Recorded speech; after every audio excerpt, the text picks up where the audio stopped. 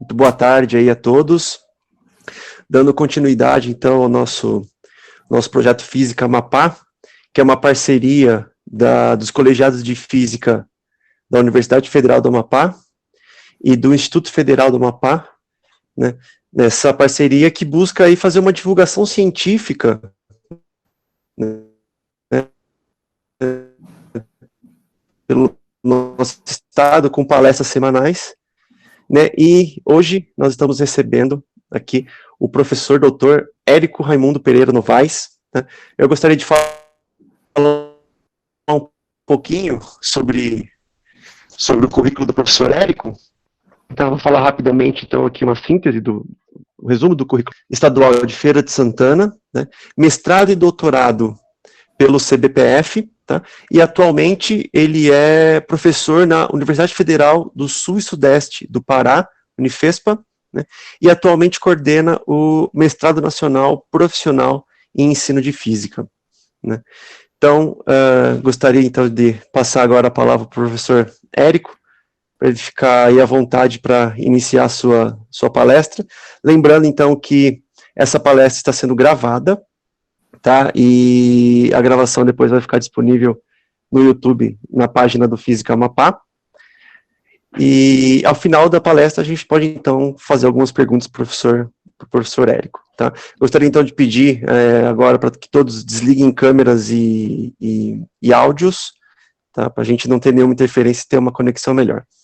Professor Érico, muito obrigado aí pelo aceite no convite, e a palavra é sua. Deixa eu projetar aí. Muito obrigado, David, obrigado ao Paulo.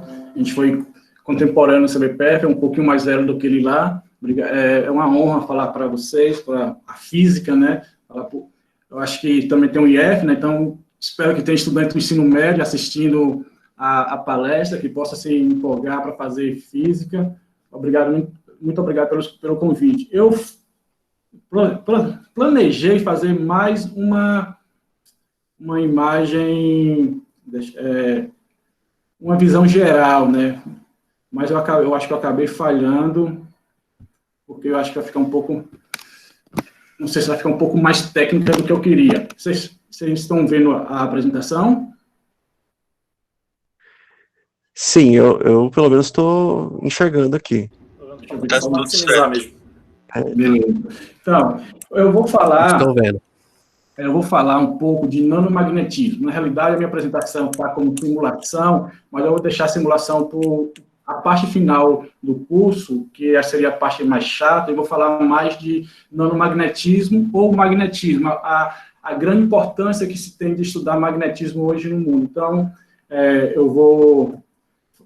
o magnetismo de pequenas partículas, ou nanomagnetismo, ele tem uma diferença quando a gente trabalha com estruturas muito grandes, né? A primeira coisa é a dimensão. Muitas vezes, quando a gente está trabalhando com materiais volumosos, a gente tem todas as simetrias do problema, né? Então, não há nenhuma quebra de simetria. Então, eu posso transladar e rotacionar dentro da minha amostra magnética, e isso não implica em nenhuma dificuldade.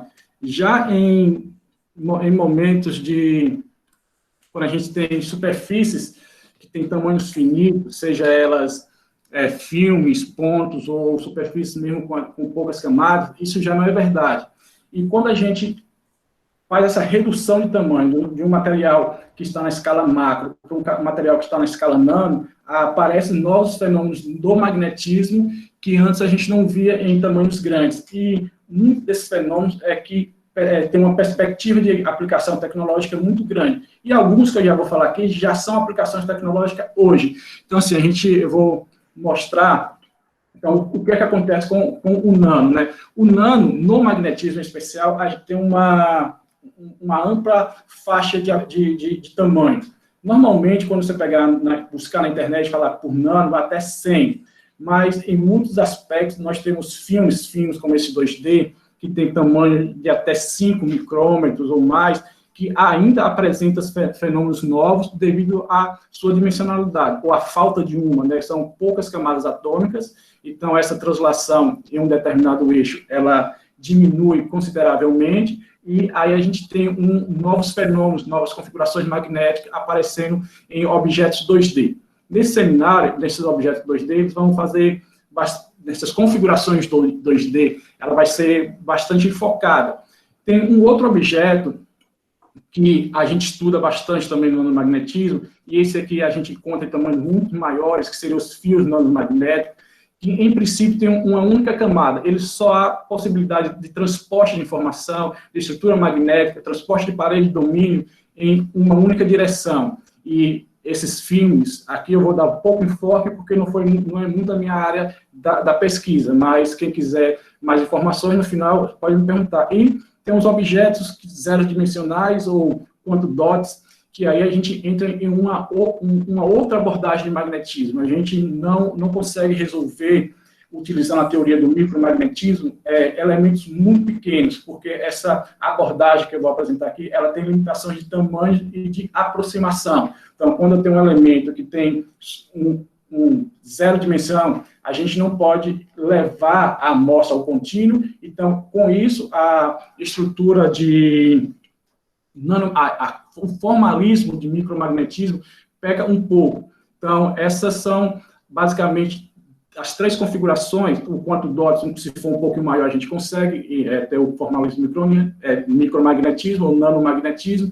Aí depende de qual livro que você pega, né? O nano é o termo da moda, né? Então, assim, a gente produz tudo em nano, fala que é todos em nano.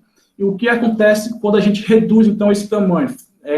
No olhar do magnetismo. O magnetismo, ele tem uma ampla faixa de aplicação, né? Ele vai de aplicações em um carro de mais de 200 peças, e uma das principais faixas de aplicação do magnetismo é a gravação magnética. Para a gente ter uma ideia de tudo que já produziu na humanidade, todas as informações possíveis, se a gente apagar, queimar todos os livros, apaga-se apenas menos de 5% de toda a informação da humanidade. 93% da informação da humanidade hoje está salva em termos de gravação magnética. E a gravação magnética, ela vem desenvolvendo muito rápido. Tem a lei dos circuitos integrados, né, que ele dobra a cada 18 meses. No caso da informação magnética, essa lei é um pouco maior, ela dobra a quase um ano. Então, a gente vê que a gravação magnética, o primeiro disco comercial daqui de 1960, até 90, aqui está na escala logarítmica, né? A densidade não era muito. A partir da década de 1990, a densidade começou a aumentar bastante. Aqui a gente começou a conseguir miniaturizar, fazer dots magnéticos, poucos melhores, poucos menores, e nesse ano aqui de 1990, um ano antes, em 1989, foi descoberto um efeito novo chamado de magnetoresistência gigante. Esse efeito de magnetoresistência gigante, ele já entrou em forma comercial aqui em 2000. E com isso, a gente acabou mudando a forma do que a gente grava as informações em um HD. Essa imagem primeira aqui, vocês podem ver, tem umas setinhas ao longo do plano, era como se fazia a magnetização, ou os discos rígidos, até 2000. Daí, esse verde aqui, por exemplo, seria um dot, 0 ou 1, o azul, o outro. Quando a gente começou a usar a magnetoresistência gigante, que é um fenômeno puramente quântico, usando o spin do elétron para fazer ler e escrever no HD, a gente começou a gravar assim, perpendicularmente. Veja um verde desse daqui, o verde desse daqui. Então, a gravação, ela muda o nível de curva de crescimento. Então, essa curva de crescimento, ela vem aumentando quase exponencialmente, e a gente tem uma dificuldade agora, que é os discos rígidos, que a gente usa normalmente em computador, que não tem o SSD, eles precisam de girar. Então, para a gente aumentar muito a velocidade de giro, a velocidade de leitura e escrita no disco, a gente precisa aumentar a velocidade com que os discos giram. E a velocidade dos discos girando nos HDs já chegaram em um limite. Se a gente aumenta mais isso, a gente vai começar a produzir sons audíveis.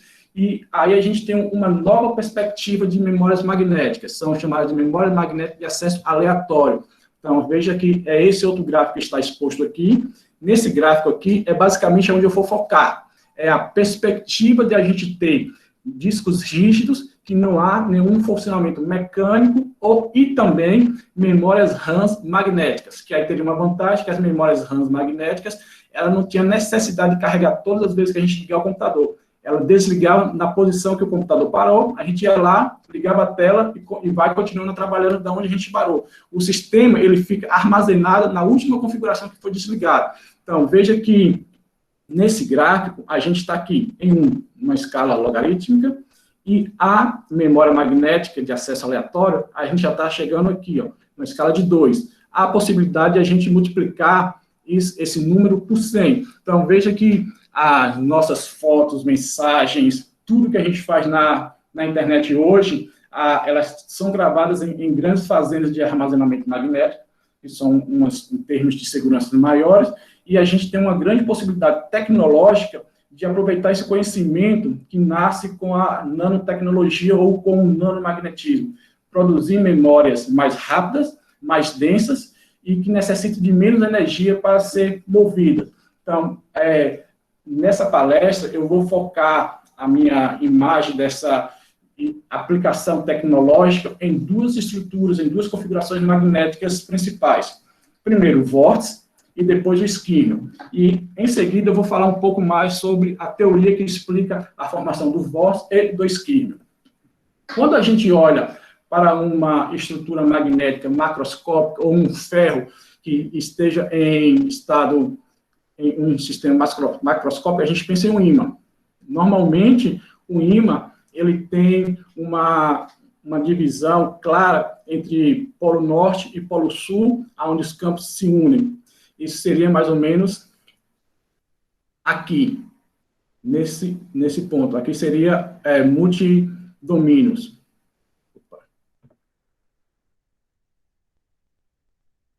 Multidomínio. Quando a gente vai diminuindo o tamanho, o diâmetro desse disco, a gente entra em uma configuração que a gente não observa nesse diâmetro aqui, que seria a configuração de vórtice magnético. Então, essa configuração de vórtice magnético é um das apostas para a formação de memórias magnéticas de acesso aleatório. Se a gente diminui mais o diâmetro do disco, a gente vai cair em uma situação que é monodomínio, pode ser planar ou perpendicular. Todos os domínios magnéticos estão apontando ao longo do plano, ou todos os domínios magnéticos estão apontando perpendicular ao plano.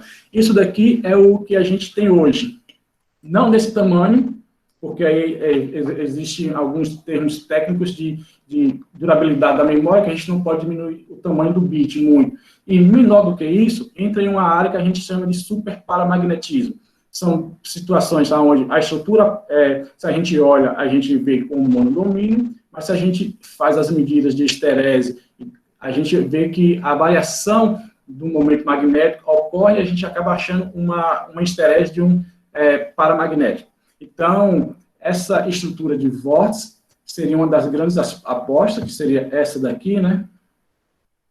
Que a gente vai conhecer um pouco melhor agora. Então, esse diagrama de fase é um diagrama das configurações magnéticas para um permalói. Permalói é uma liga macia.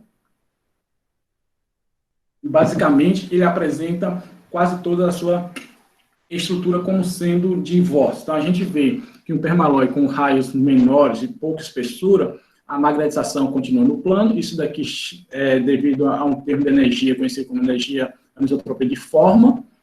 Se aparenta com fio, ele tem uma tendência de a magnetização dos momentos magnéticos ficarem ao longo do eixo maior, como se fosse uma agulha de uma bússola magnética, por exemplo. A bússola tem uma magnetização ao longo dela devido à sua anisotropia de forma. E essa região grande de azul aqui é onde a gente se encontra a maior parte dos vórtices. Essa foi a primeira vez que um vórtice magnético foi observado. Então, essa imagem é a imagem de um microscópio de força magnética, MFM, e a gente vê aqui um disco de 1 micrômetro. Isso daqui, basicamente, é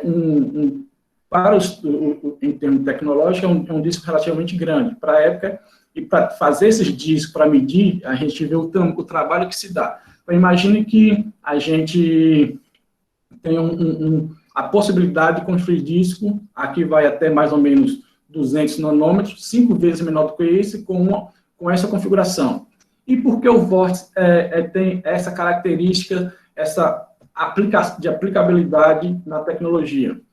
Então, uma das características do vórtice seria o seu momento no centro. Então, ele tem uma polaridade. Essa polaridade pode ser 1 ou menos 1. Então, eu posso ter polaridade para cima ou para baixo, configurando bits distintos. E posso ter a circulação. Então, eu posso ter uma circulação no sentido horário e uma circulação no sentido anti-horário. Então, quer dizer que se eu consigo dominar um vórtice e consigo fazer com que inverter, já a possibilidade de inverter isso facilmente, a polaridade e inverter a circulação, eu posso, em um único objeto, ter 4 bits de informações, né? Eu posso ter 0101. Então, eu tenho como construir uma memória que não seja mais, não só um momento magnético, eu posso diferenciar essas duas. Essa daqui é a primeira simulação que eu vou mostrar para vocês. É um disco de permaloide de 200 nanômetros de comprimento, começando com estado aleatório. Então, todos os seus momentos estão apontando, os seus momentos magnéticos estão apontando em direções e sentidos distintos, e ele evolui. Aqui não há nem campo e nem temperatura aplicada. Então, ele evolui naturalmente para uma configuração de vórtice, que é uma configuração de mínima energia. Então, a gente vê uma dinâmica, uma solução de uma equação diferencial, que eu vou mostrar mais à frente, de um ente de vórtice magnético. O vórtice, além de apresentar bastante física nova, como um termo de movimento girotrópico, velocidade de inversão, ele também, a possibilidade de a gente portar a informação com o movimento dele. Então, experimentalmente e em simulação, a gente já encontra velocidades muito altas para a inversão do vórtice, por exemplo. A gente consegue inverter o vórtice quando o vórtice chega à velocidade aproximada de 300 metros por segundo. Então, a gente está falando de metros por segundo, numa estrutura de nano. Então, isso daqui é mais rápido. A inversão de um núcleo de um vórtice pode acontecer dentro de um nanodisco, mais 1000 vezes mais rápido que um piscar de olho, mais ou menos. Se depender da intensidade do campo, isso aumenta essa intensidade. Então, a gente tem uma estrutura magnética que a gente consegue controlar a sua configuração em uma velocidade muito alta, que é importante. Então, algumas das possíveis aplicações dos vórtices magnéticos. A primeira eu já falei, né, do disco magnético de acesso aleatório. Por que acesso aleatório? Porque a gente pode alcançar o vórtice por uma corrente. Então, a gente não precisa levar uma cabeça até o vórtice, a gente não precisa levar a cabeça de escrita ou a cabeça de leitura. Então, aqui tem uma proposta de memória RAM magnética, a VRAM, que também seria de acesso aleatório. Então, a gente economizaria. A gente já tem protótipo e até a venda esse tipo de memória, em termos de velocidade e de energia. A gente gasta muito menos energia para colocar a produção disso daqui, o computador funcionar, do que as atuais com silício. A questão é de ainda a capacidade de processamento, que não é igual a outra. Então, ao mesmo tempo, o vórtice magnético, como eu falei para vocês, ele tem uma característica de ele girar em torno. Então, ele tem uma frequência de frequência giromagnética, que a gente chama. Ele consegue circular ao longo o seu momento ao longo do disco, e isso pode servir para duas coisas. Primeiro, para eles com uma antena, uma nanoantena de celular. Então, a gente pode construir instrumentos que têm uma frequência igual à frequência de emissão, e essa antena, ela pode ser produzida por esse tipo de estrutura magnética, ou para emitir ou transmitir torque de spin.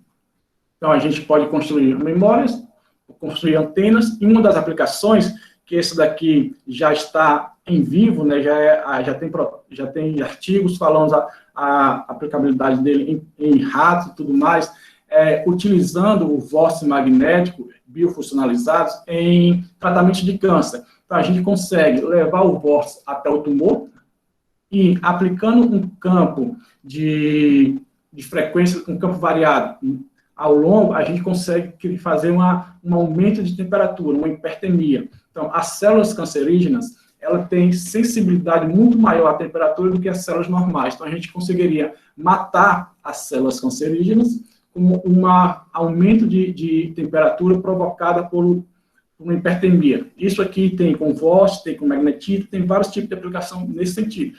Uma das vantagens, que seria essas nanopartículas, esses nanovós, eles não são tóxicos. Então, a pessoa poderia eliminar sem toxicidade.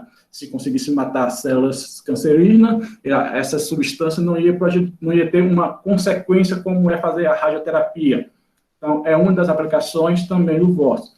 Uma das estrelas, essa é mais nova, uma estrela em ascensão, é o isquímio. O isquímio magnético, ele é uma configuração magnética de parede de domínio de 180 graus. Se a gente olhar aqui, você vai ver que no centro ele tem um momento magnético apontando para baixo e na borda ele tem um momento magnético apontado para cima.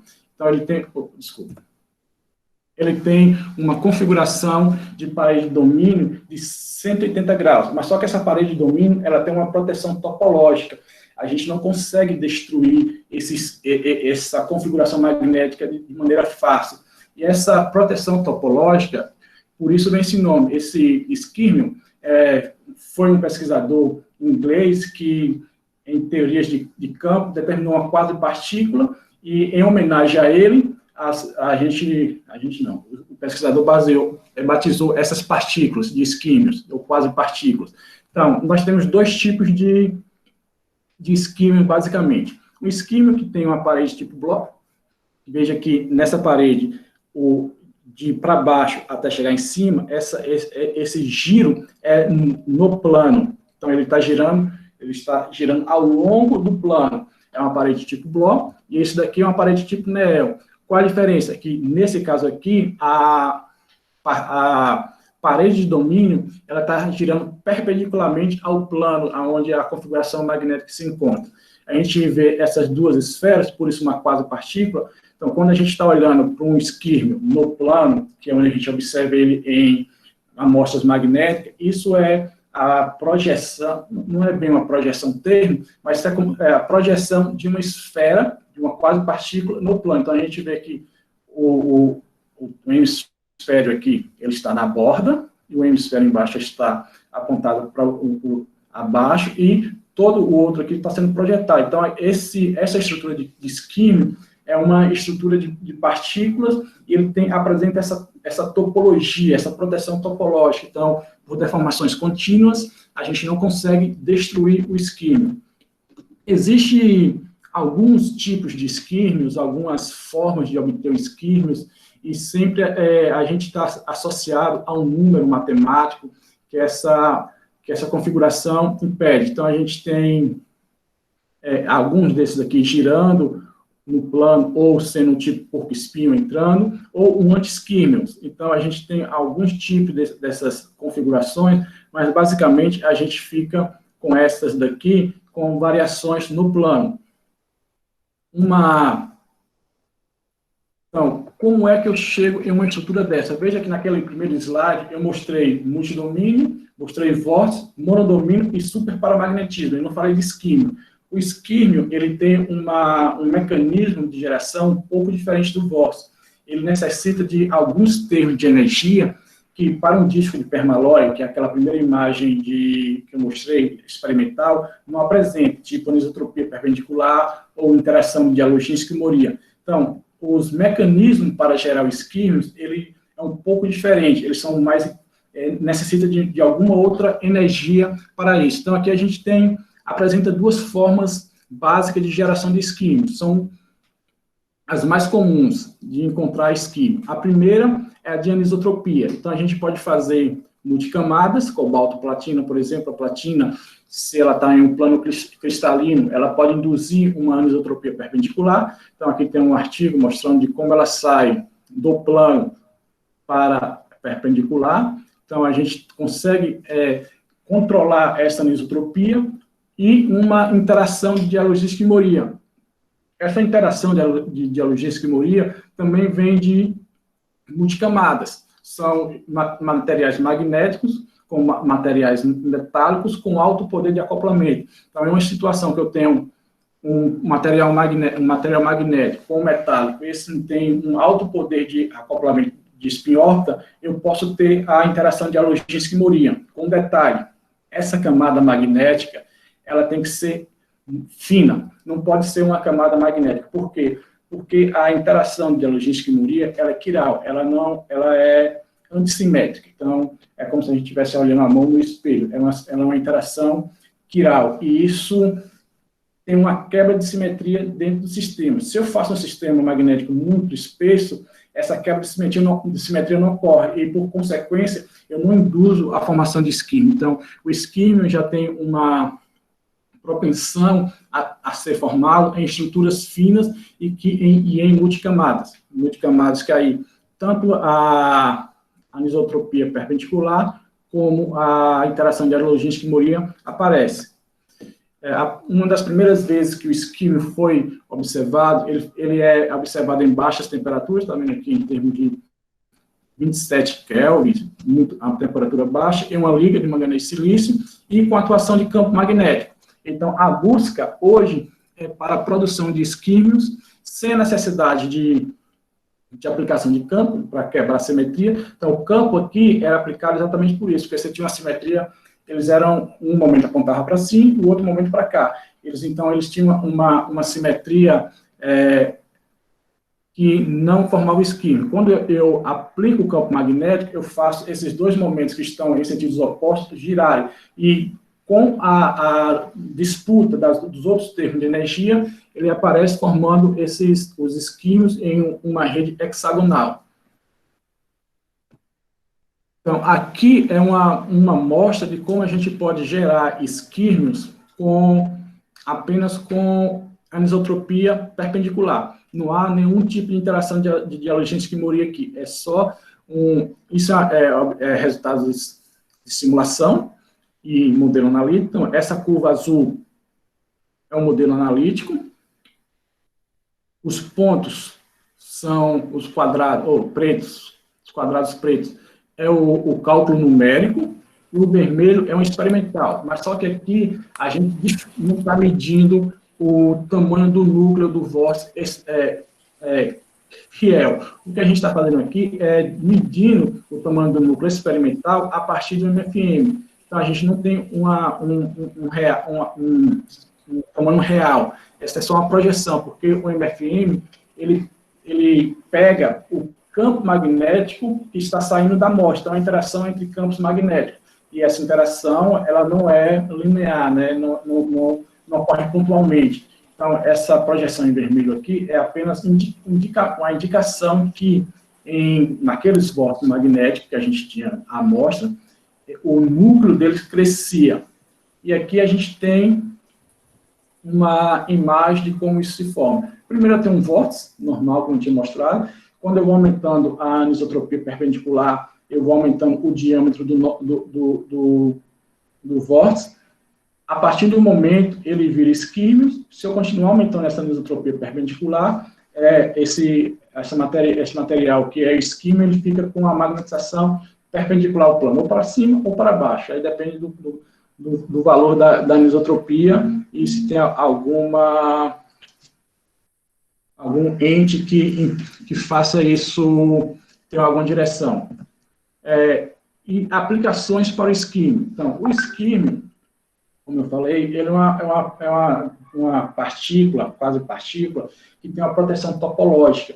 E com isso a gente consegue mover, teoricamente, dentro de uma fita magnética, sem que ele se deforme, sem que ele se aniquile. Aqui a gente tem um exemplo dele se movendo, mas, na realidade, ele tem um fluxo indo assim para a borda, que é uma força de Magnus. Mas se a gente conseguir controlar essa força de Magnus, a gente consegue fazer com que ele se mova muito rapidamente. E com isso, como ele se movendo muito rapidamente e com uma dimensão muito pequena, a gente consegue criar discos de acesso aleatório fazendo com que esses esquímios se movimentem não com a corrente normal, mas com a corrente de spin polarizado e em altas velocidades. Então, aqui é uma proposta de memórias magnéticas. Essas propostas de memórias magnéticas utilizando esquímios tem um monte, tem de vários tipos. Uma outra coisa sobre isso é que a gente pode construir portas lógicas, tipo essa daqui. Então, a depender do esquímio, a gente consegue fazer com que ele tenha portão ou not, and. Então, a gente consegue construir portas lógicas, circuitos integrados. Então, se eu conseguir dominar muito bem o esquímio, eu posso sair, deixar de usar o transistor e usar um sistema integrado a partir de base de esquímio. Também ele pode ser utilizado para ser antena. Então, algumas das aplicações dos esquímios e vórtices. E qual é a teoria que está por trás dessas duas configurações magnéticas que tem chamado muita atenção atualmente? A teoria que é mais utilizada quando a gente tem materiais nessa escala é o micromagnetismo. Então, eu vou dividir o micromagnetismo aqui em duas eras. Uma era eu vou chamar de era clássica, essa aí não está nos livros, e a outra era eu vou chamar de uma era moderna, que é o contemporânea, que é o que a gente está vivendo hoje. Então, a teoria do micromagnetismo, ela começou a ser desenvolvida por Bloch, como está lá, ganhador do prêmio Nobel. Depois, o Landau, Lipschitz e Gilbert terminou de escrever as suas equações de domínio, e o Gilbert ajeitou as equações do Landau. Então, qual é a ideia da teoria do micromagnetismo? A teoria do micromagnetismo, ele quer escrever todas as energias do sistema e fazer uma minimização da energia desse sistema. Daí, essa é as equações que a gente vai mostrar na frente, que é a equação de Brown. Se eu consigo fazer isso, eu consigo determinar quais são as configurações magnéticas do sistema. Mas não é tão simples, né? Se a gente conseguisse fazer uma minimização de energia muito fácil, a gente conseguiria conhecer todas as configurações magnéticas. Aqui, a energia livre de Gilbert, de uma amostra magnética. Então, a gente tem U, que seria a energia interna. O T e o S aqui são a temperatura e a entropia. Aqui são coeficientes são tensores de tensão e deformação, que alguns materiais, ao ser magnetizado, eles aumentam, ou quando sofrem tensão, eles apresentam magnetismo. E o campo externo. Veja que aqui eu estou falando basicamente do campo magnético mesmo. Isso aqui é o termo que a gente vai mais mudar ao longo da apresentação. Então, essa é a configuração que a gente se conhecia até 1960. Então, era isso que se tinha na mão para descrever as configurações magnéticas até 1960. E como a gente faz isso? A primeira tentativa de descrição do magnetismo, do micromagnetismo, a gente anulou esse termo e esse daqui. Então, a gente tinha, basicamente, a energia interna e o campo magnético aplicado. E isso é os termos que a gente apresenta no micromagnetismo. Na abordagem micromagnética, ela não é uma abordagem quântica. Ela faz aproximações para um sistema contínuo. E esse sistema contínuo ele não pode mudar de qualquer jeito. Então, as equações que a gente tem, por exemplo, o termo de troca de Heisenberg, a gente tem um modo de aproximar ele com o sistema contínuo. Então, essa amostra aqui é uma amostra magnética, e nessa teoria do micromagnetismo, a gente enxerga essa amostra da seguinte forma. Aonde está vermelho, ele apresenta apenas um momento, ou para a direita, ou para a esquerda, ou inclinada, que tem um valor unitário. Do azul, do mesmo modo. Então, a amostra é contínua, mas a magnetização, ela acontece em cada uma dessas amostras. Então, ela varia apenas em direção e sentido em cada uma dessas amostras. Isso vai fazer mais sentido quando a gente for ver a simulação. Então, o que a gente quer? Calcular a magnetização, a direção, resolver essa equação, minimização de energia das amostras em cada um desses quadrados, e no final a gente soma e obtém a configuração magnética da amostra. Então, essa é a ideia. E como a gente faz isso? Como eu falei, as equações do micromagnetismo, elas não são as energias, ela não é escrita em termos da mecânica quântica, ela não é escrita em termos do elétron que dá o poder magnético da amostra. Então, se a gente fosse escrever dessa forma, a gente não poderia fazer a matéria em termos contínuo. a gente deveria fazer a matéria em termo quantizado e pegando cada um dos elétrons que interage para a formação do magnetismo. Aqui a gente tenta aproximar essas equações. Então, esse MS é a magnetização de saturação, é o valor máximo de magnetização que uma amostra pode ter. Esse M é magnetização reduzida, ele vai ser o momento magnético de cada um desses quadrados. Esse A é o coeficiente de troca, então, a rigidez de troca, ele vem do Hamiltoniano de Heisenberg, e ele indica se o material é antiferro ou ferromagnético. Então, esse comprimento de troca é basicamente o que nos informa qual é o tamanho dessa discretização que eu possa ter. Então, esse comprimento de troca, ele não pode ser muito, quer dizer, quando eu discretizo a minha amostra, ele não pode ser muito maior que esse comprimento de troca, senão eu posso formar mais de um domínio nessa discretização, e também não pode ser muito menor do que o comprimento de troca, porque eu posso estar indo num limite inferior, eu posso estar quantizando a minha amostra, quantizando em termos de átomos que geram magnetismo. Então, esses são termos que a gente que é dado nos livros de nanomagnetismo, nos artigos, como termos característicos do micromagnetismo. E como é que ficam as suas energias? Então, a gente tem a energia de troca, que é a que vem derivada do Hamiltoniano de Heisenberg, a energia dipolar, ou magnetostática, que a gente calcula lá em Física 3, em eletromagnetismo. A anisotropia de forma é uma anisotropia que vem ou da rede cristalina ou da forma do objeto, então ela tem um formalismo muito grande para se calcular. Ela está escrita aqui como uma anisotropia uniaxial. Então, e a energia de Zeeman. Essa energia de Zeeman, ela é dada através do campo magnético externo aplicado à amostra. Então, esses 4 termos de energia são o que a gente considera para fazer a primeira aproximação da equação de Landau, Lifshitz e Gilbert, e em seguida eu vou mostrar outros termos que são referentes a isso. Como é que fica a energia total? Então, a energia total é a soma de todas as energias. Aqui a gente está a energia total. O que a gente quer fazer, em tese, seria minimizar essa energia. Então, eu vou calcular o volume, calcular a energia e calcular o mínimo dessa energia para calcular o coeficiente de troca.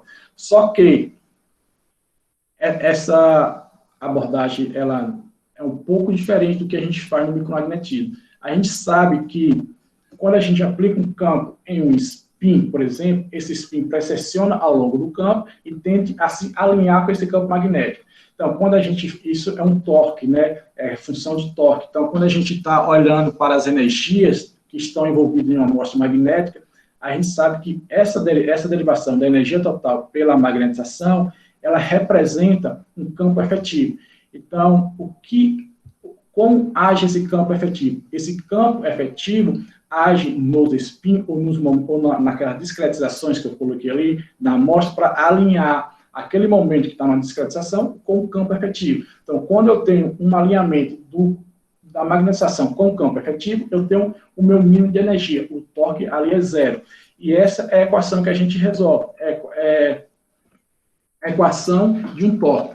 Se a primeira aproximação eu não tenho nenhum efeito de perca, nenhum dump, nem nada, o que acontece é que esse momento magnético da amostra vai ficar precessionando ao longo do campo efetivo indefinidamente. Mas a gente não vê isso, a gente sabe que esse termo ele tende a um valor, ele tende a se alinhar. Então, para ele se alinhar, a primeira abordagem que aconteceu foi a de Landau-Lifshitz. Para esse alinhamento, eles puseram à mão um termo de dump, um termo que tira a energia dessa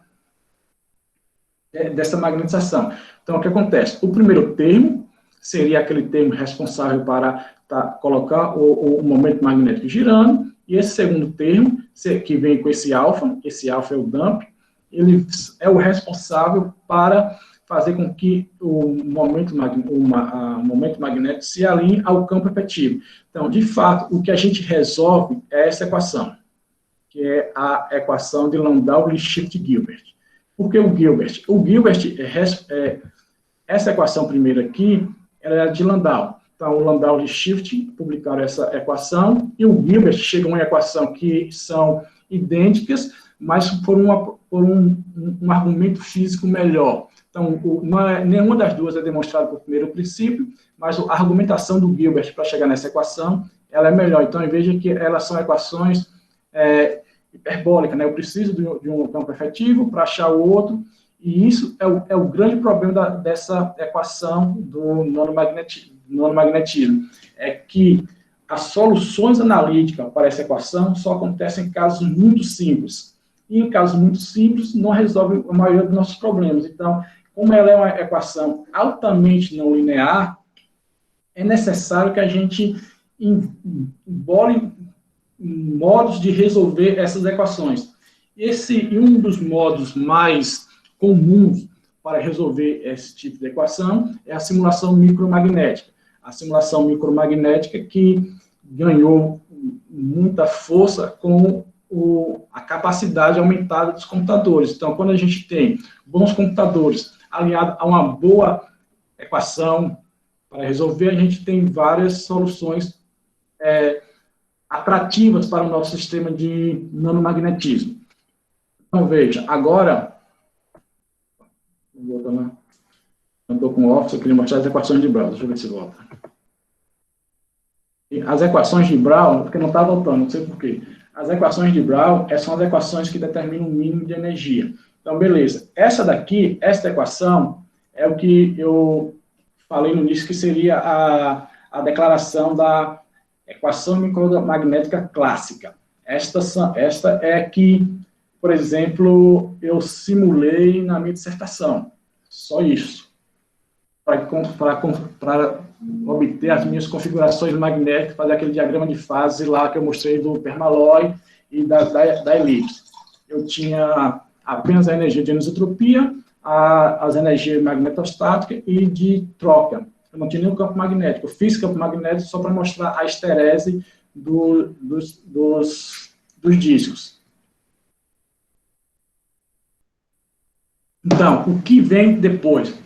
Qual é essa parte que eu falei que seria a parte contemporânea do micromagnetismo? A primeira delas seria a interação de Dialoginski-Moria, que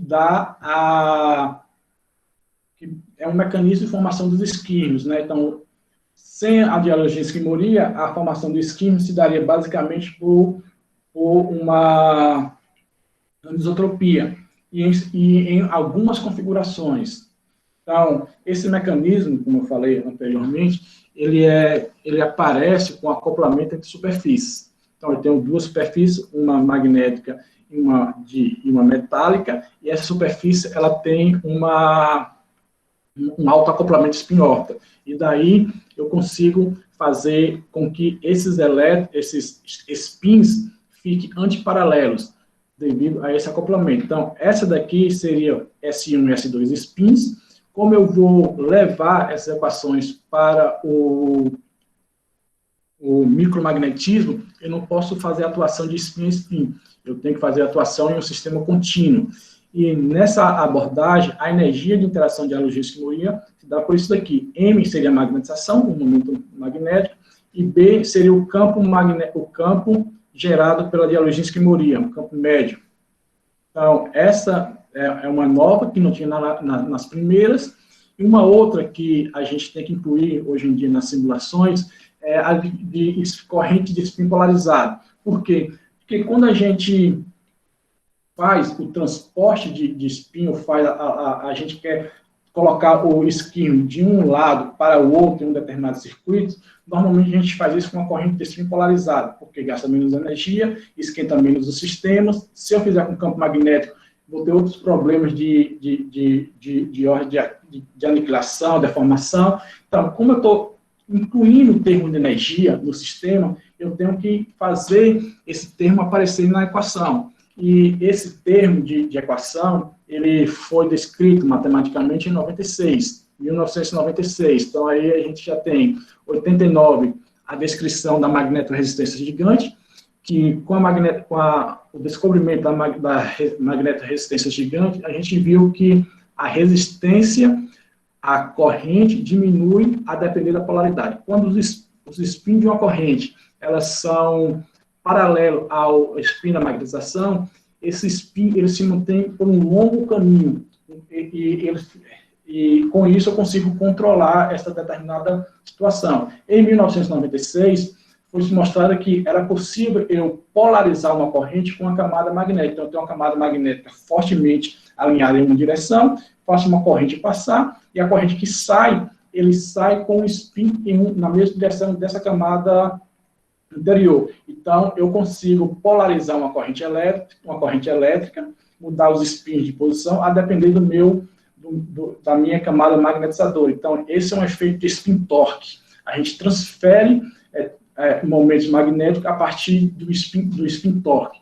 Então, com isso, essa equação que mexe a magnetização também tem que estar contida dentro da equação do Landau-Lifshitz-Gilbert. Então, agora tem que ser equação do Landau-Lifshitz-Gilbert mais esses outros termos. Veja que são termos que não eram conhecidos.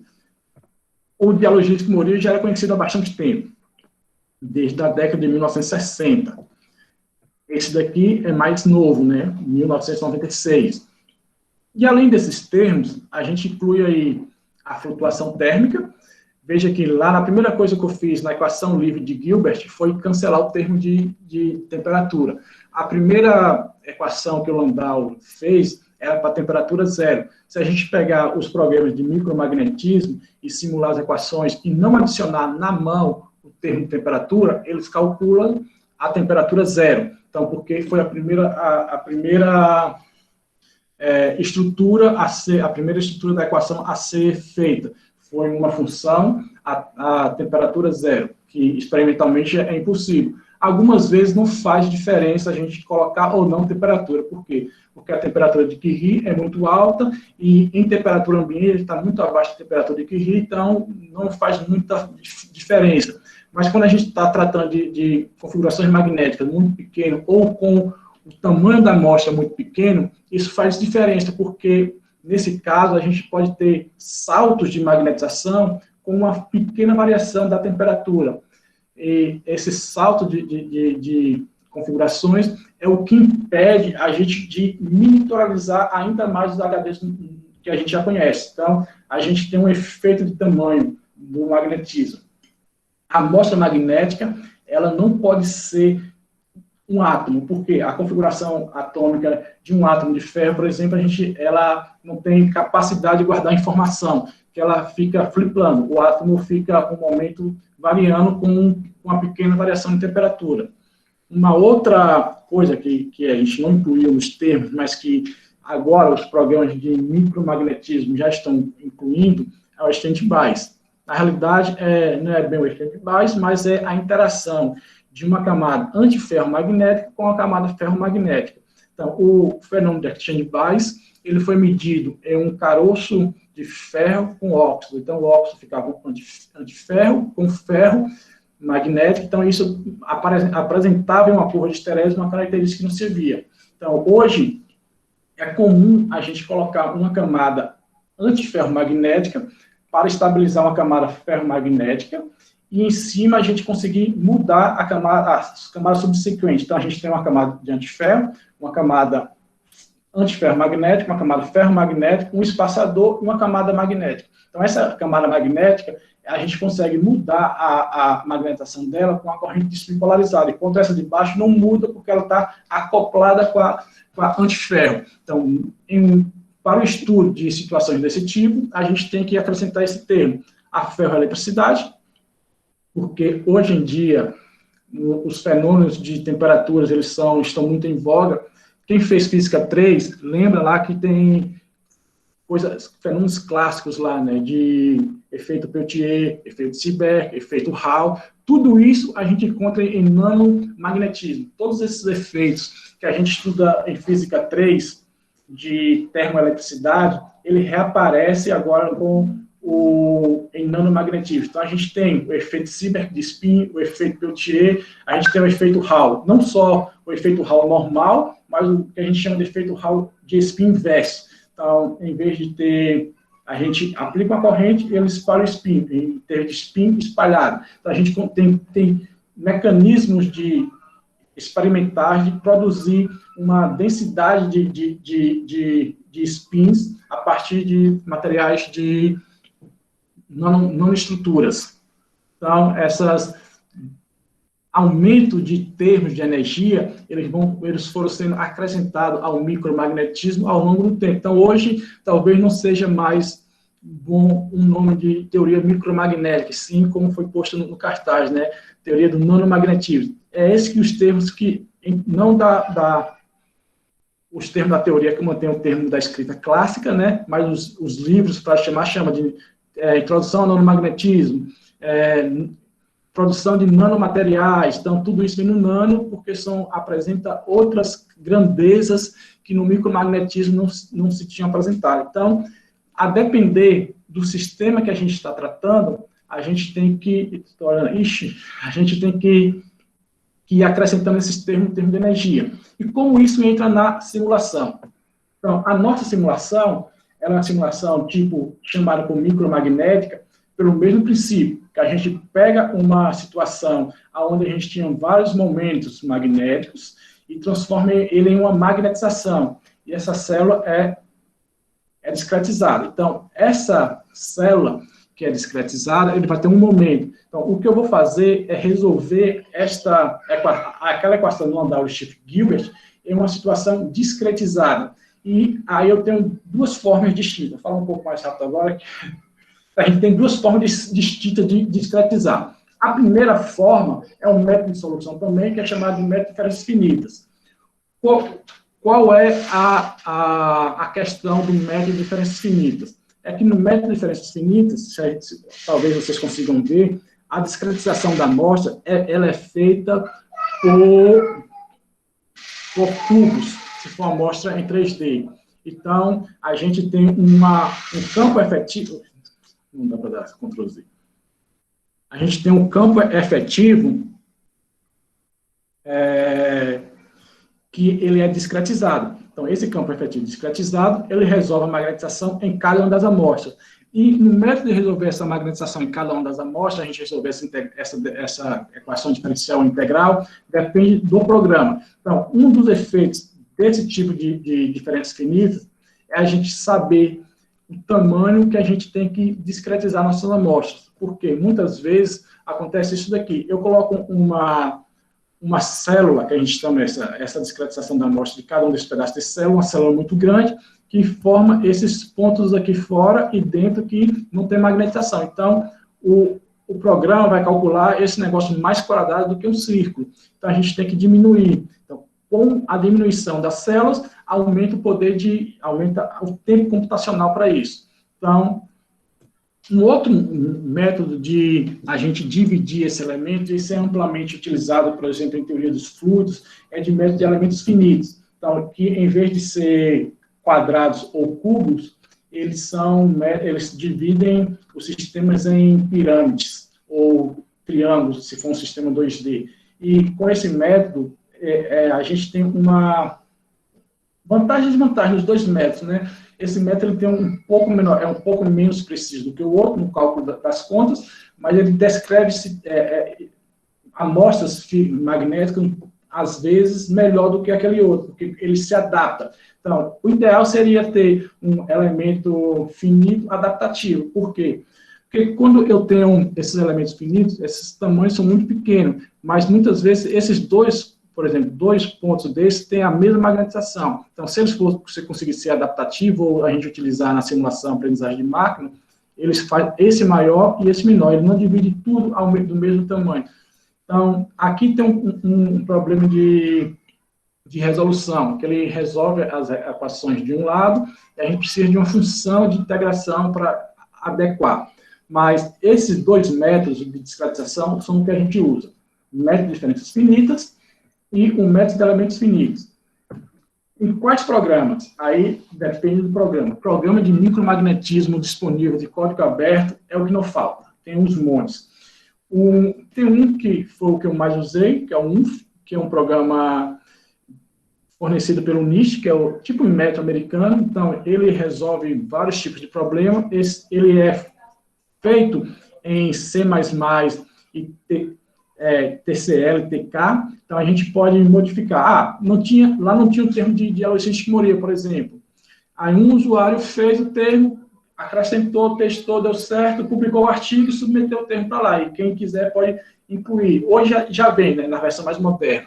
Então, o UNF, ele foi amplamente testado, deve ter mais de 3.000 artigos científicos utilizando o UNF. Então, a gente vê um número muito grande de artigos utilizando o UNF.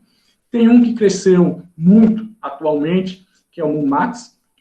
Então, o MUMAX, ele cresceu por um motivo, porque ele faz programação em CUDA, né? Então, a gente tem CPU, GPU, então, no Max, a gente pode comprar uma placa de vídeo de 2.500 núcleos e fazer a paralelização em placa de vídeo, via CUDA.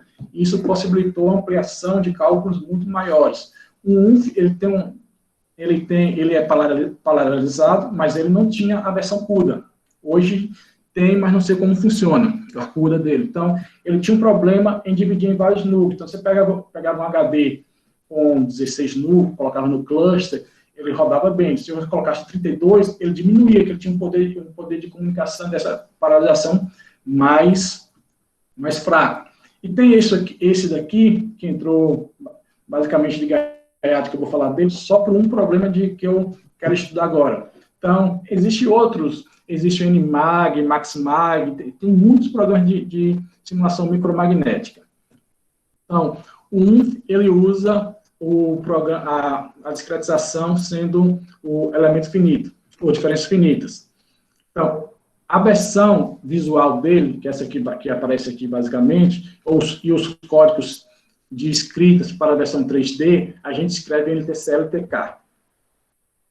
Então, é uma linguagem com uma vantagem, que tem um número muito grande de exemplos. Então, a gente pode ir adaptando os exemplos que já existem para o que a gente quer estudar.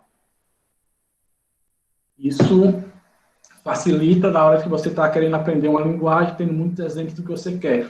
E ele tem dois tipos de rodagem, eles podem rodar em 2D ou 3D. O 3D ele tem uma precisão maior, mas também leva mais tempo. Então, esse daqui basicamente foi o que eu usei em mestrado e doutorado. O MUMAX, ele... Quem vai encher isso? É gol só. Ele é um programa que vem com essa vantagem de usar a CUDA, então a GPU, então ele paraleliza muito melhor, essa foi logo quando ele começou a subir, já vinha com números de interação muito grande. Então, veja que ele tem campo magnético, tem o RKKY, que é um fenômeno que acontece no magnetismo, que a depender do espaçador, o material pode ficar ferro ou antiferro. Um desses K é do livro do Kittel, quer dizer, não é do livro do Kittel, é do Kittel, né, que foi um cara de pesquisador em magnetismo, nanomagnetismo de ponta. Tem muita coisa em nanomagnetismo do Kittel. Já vem com o efeito Spin-Torr e vem com isso daqui, uma variação de flutuação, né? Então, aqui, no caso do MUMAX, ele tenta fazer essa variação, não muito grande, para respeitar um pouco do micromagnetismo. Então, ele tem que respeitar as bases desenvolvidas por Landau, e essa variação térmica, ela não pode ser muito grande. Então, a gente não tem essa opção nos programas de micromagnetismo. E a grande vantagem dele é isso daqui, que a gente consegue colocar para rodar em muitos núcleos de placa de vídeo. Então, a gente compra a placa de vídeo, quer dizer, com $1 no valor que está, nem sei quanto que está uma placa de vídeo boa hoje. Está mais de R$5.000, mas a gente tem 2.000 núcleos, 2.500 núcleos. E o Boris, que é um programa novo, esse aqui é o mais novo dos três que eu estou apresentando, ele é escrito em Python, é uma linguagem computacional não estruturada mais moderna, né? Então, as pessoas que programavam em C++, hoje estão programando, que eram mais novas, né, estão programando em Python. Então, a gente tem uma diferença em física, assim, né, que você pega as pessoas formadas na década de 90, que já era no final ali, eles programaram em Fortran, depois as pessoas mais novas começaram a programar em C, e hoje as pessoas estão programando em Python, né. Ele faz a diferenciação também com elementos finitos, e usa para entregar Euler que não é muito bom em dinâmica, e Rush-Cutter com um termo de adaptador. Então, o Rush-Cutter de todos esses aqui são de quarta ordem, que é uma boa precisão do que nós utilizamos. Então, aqui, basicamente, eu termino a explanação sobre os computadores, né?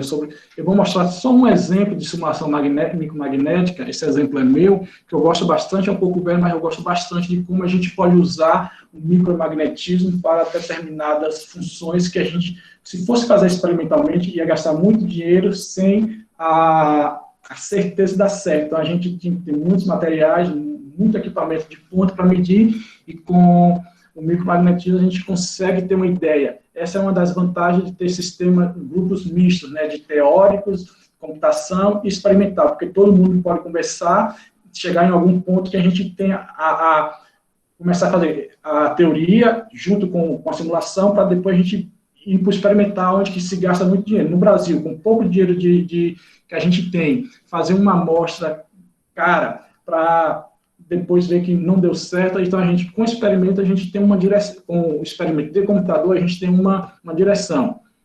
O nome do fenômeno que eu vou apresentar é eco. Eco de voz magnética. O fenômeno de eco, todo mundo já conhece, né? É o mesmo fenômeno de eco do som, que a gente fala, bate em uma parede, ele retorna ao mesmo tempo, ou eco de spin, que é utilizado para fazer ressonância e tudo mais. Então, o que acontece com o fenômeno? A gente dá um pulso nesse, ele está em 90, ele está todo aberto, a gente deu um pulso nele, girou a magnetização e depois a gente recupera a informação que a gente tinha inicialmente. Então, a gente faz uma intervenção no sistema para obter a informação de configuração do início. E o que a gente fez em simulação micromagnética? Essa daqui é a nossa matriz, são 100 discos de tamanhos distintos, formado nessa matriz. A gente simulou se existiria o eco de vórtice magnético. Então, o que a gente faz? Aplica um campo magnético linear, solta esse campo e deixa o vórtice evoluir na sua espiral para voltar para o centro. Quando a gente chega em um momento, a gente dá um campo perpendicular, inverte a polaridade e depois a gente recupera a informação anterior. Opa. Então, a gente vê aqui o vórtice, né? Ele foi solto em uma determinada posição, ele está girando, então está todo mundo espalhado. Quando está todo mundo espalhado, a gente aplica um campo para inverter a polaridade. Inverter a polaridade, a gente recupera parte dessa polaridade que a gente tinha no início. Então, quando a gente deu um pulso aqui em 24, a gente recuperou essa configuração inicial. Então, por que a gente pode usar isso? Como a gente quer trabalhar em sistemas muito grandes, com vários discos, uma técnica de eco de vórtice magnético pode ser uma técnica de caracterização dessa matriz, para a gente saber se a matriz de fato é boa ou não. Por quê? Porque o eco de vórtice magnético só acontece se a gente tem discos de tamanhos distintos.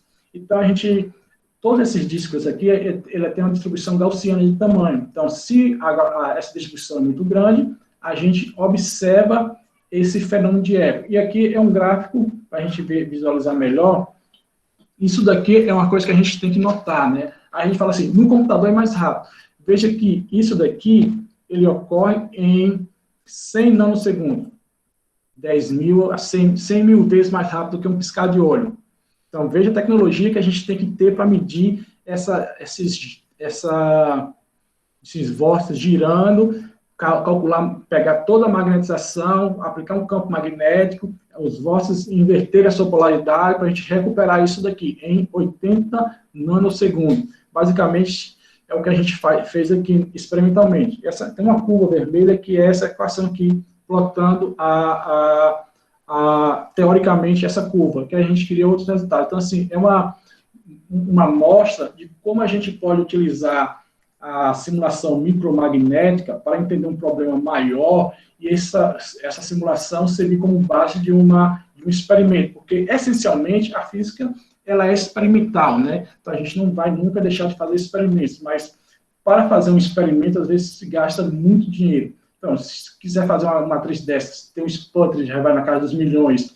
você vai ter amostra, insumo, vai ter ter tempo lá no NLS, com um sistema que consiga medir temporalmente. Então, aí já vai... Então, a gente vê que com a simulação micromagnética, a gente tem uma ideia de como o fenômeno se procede, como a gente tem que produzir, de qual é o caminho que a gente tem que tomar antes de meter a mão no bolso e gastar uma fortuna. Mas, lembrando, a física é essencialmente experimental, então tem que estar ligado com o experimento, isso tem que estar ligado com a realidade.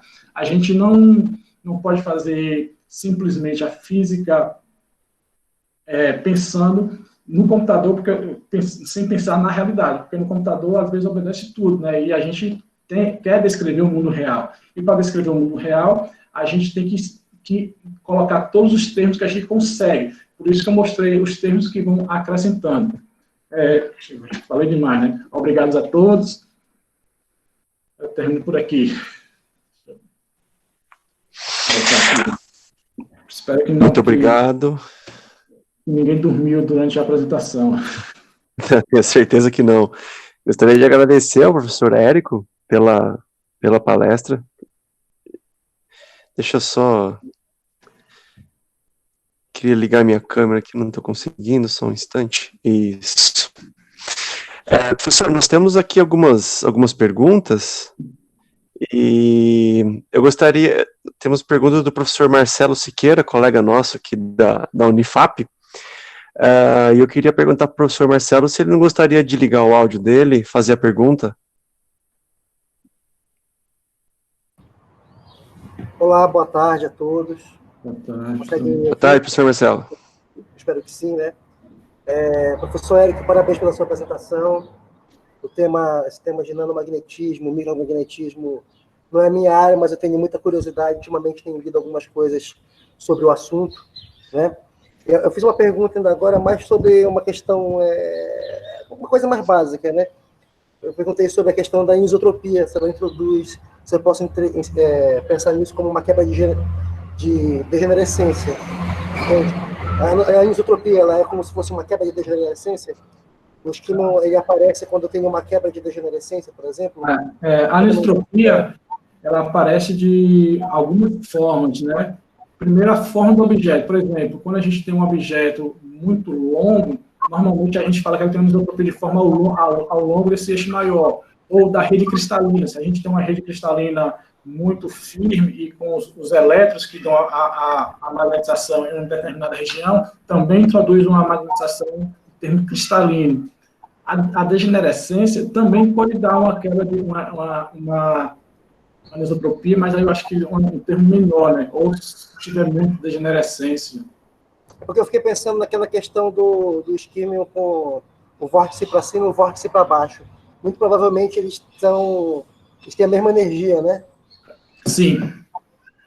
Então eles são equiprováveis. Então Sim. Como é que eu consigo perturbar como é que eu consigo inserir uma perturbação para dizer para ele para que lado ele deve estar virado?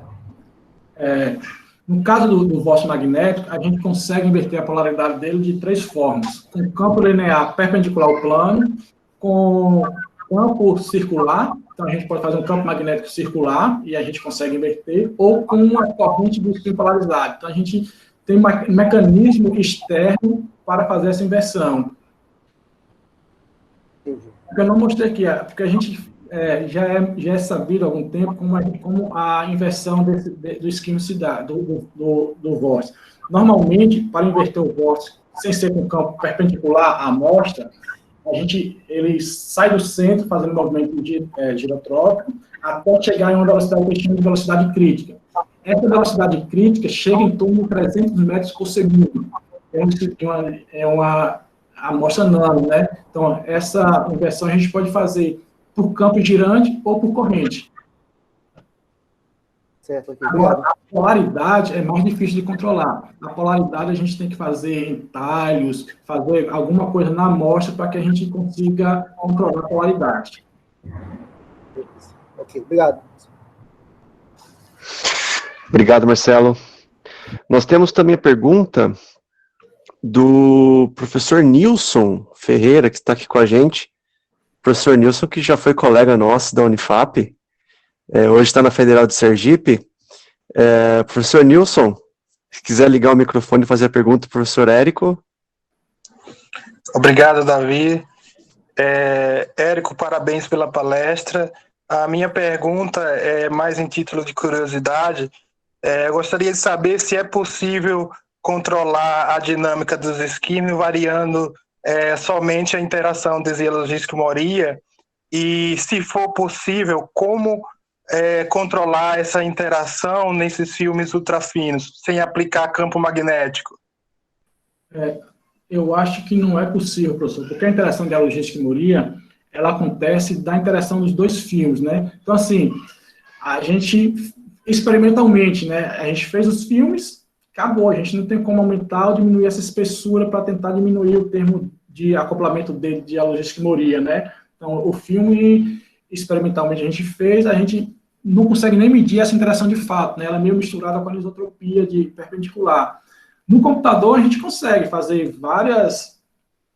Olha, a gente pode dividir, né? Fazer um termo de interação valer 2, outro termo valer 3, depois cair, mas, experimentalmente, eu acho que a gente não consegue mexer com esse termo de Zielow-Gilkes-Moria, o termo de acoplamento, porque a única forma de mexer é aumentando a camada magnética na estrutura, e aí a gente não tem como alterar isso.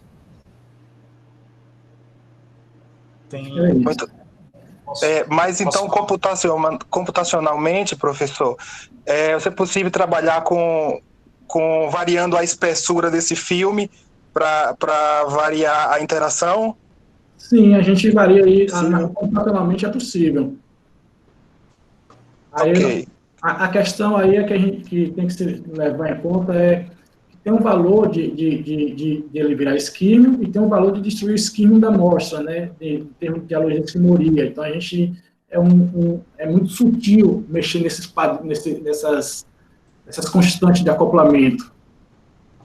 A gente pode ver isso, por exemplo, com o efeito RKKY, porque você tem uma amostra, se você coloca um material isolante no meio dessas amostras magnéticas, você pode criar campos antiferromagnéticos, só devido à separação. E isso é um termo oscilante. Então, eu não sei se seria possível a gente fazer isso com Zielow-Gilkes-Moria, né? Colocar uma amostra não magnética ultra fina para diminuir esse acoplamento. Acho que difícil. Oi, Paulo. Tá, deixa eu só comentar, então, sobre esse ponto aí. Posso? Porque pode. Eu já fiz trabalho experimental a respeito disso, Nilson. Isso, obrigado, Paulo. Tem alguns trabalhos experimentais que, apesar de que é conhecido, como o Érico falou, né, que o Zielow-Gilkes-Moria é uma interação que vai depender não da espessura ali, mas sim da interação, né? Na verdade, depende do material, né? Se eu tenho um valor de DMI para um certo material, por exemplo, cobalto platina, né? A platina lá tem um alto acoplamento de spin órbita, tem um DMI, pode ser positivo ou negativo. E aí eu posso ter um outro material que tem um alto acoplamento de spin órbita também, acho que tântalo, né? Tântalo, acho que tântalo tem, não? Manganês, você pode... manganês, entre outros, MgO, né?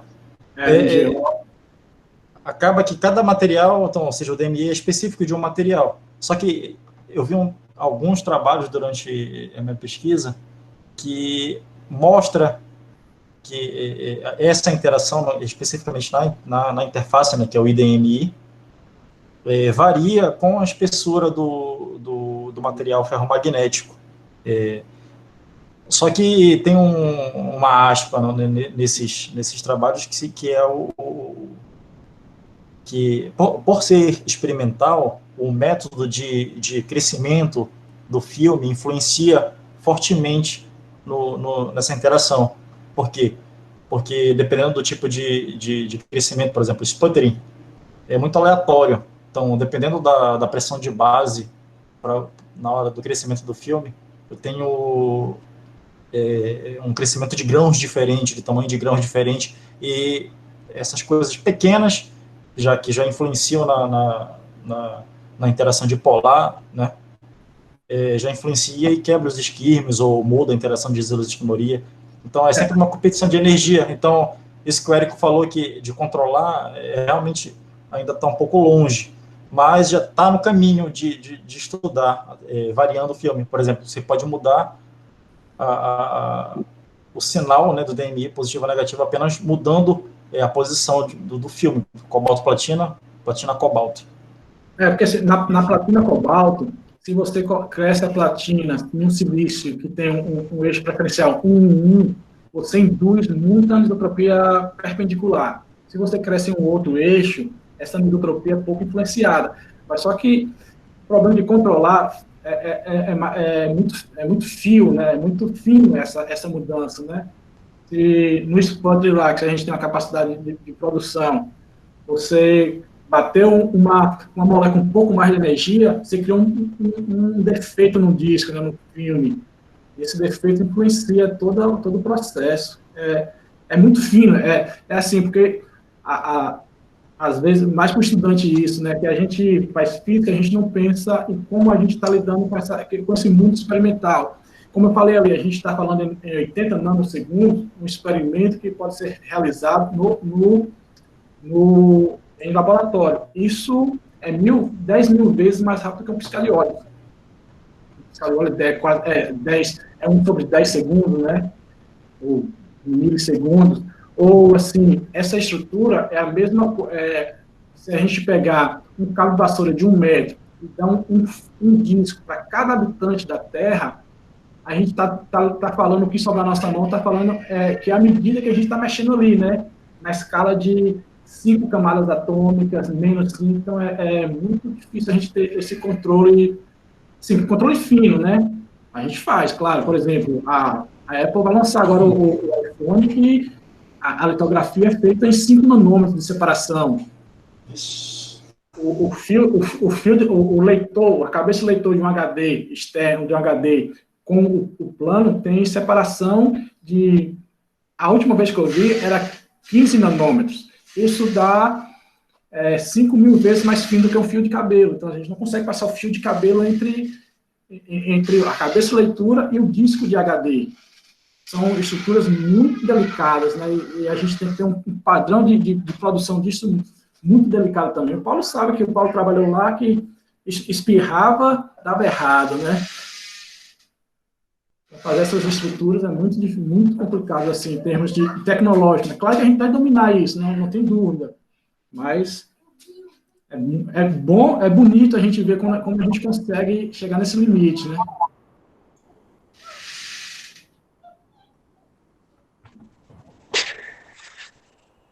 Bom, espero que esteja respondido aí. Queria agradecer aos professores que participaram aí, professor Paulo, professor Nilson. Bom, pessoal, quero dizer que a gente está chegando aí no nosso limite, já deu quase 1h30 de atividade com o professor. Gostaria de dizer que, caso alguém tenha interesse em ligar o seu microfone e cumprimentar o professor depois da palestra, eu vou logo mais aqui encerrar a gravação para deixar o vídeo oficial. Então, para a gente encerrar essa parte aqui e finalizar a gravação, depois quem quiser se comunicar com o professor após a gravação, a gente continua por aqui. Eu queria então passar pela última vez a palavra para o professor Érico. Gostaria de agradecer ele ter aceito o convite para palestrar para a gente aqui. Muito obrigado, professor, por ter vindo aí, dispor esse tempo com a gente. E a palavra final aí é sua para a gente encerrar a nossa gravação. Eu que agradeço, David, eu agradeço o Paulo, a plateia, por ter me aguentado esse tempo falando. É assim, a gente começa a falar, aí a gente vai cortando o pensamento, porque a gente tenta resumir, né, o que a gente acha que seria interessante, mas é difícil fazer isso. Mas eu agradeço pelo convite e estou sempre à disposição. À distância, presencial, sempre que quiser, eu posso falar, apresentar, fazer um mini curso de nanomagnetismo, microsimulação. Estou sempre à disposição para contribuir. Muito obrigado pelo convite.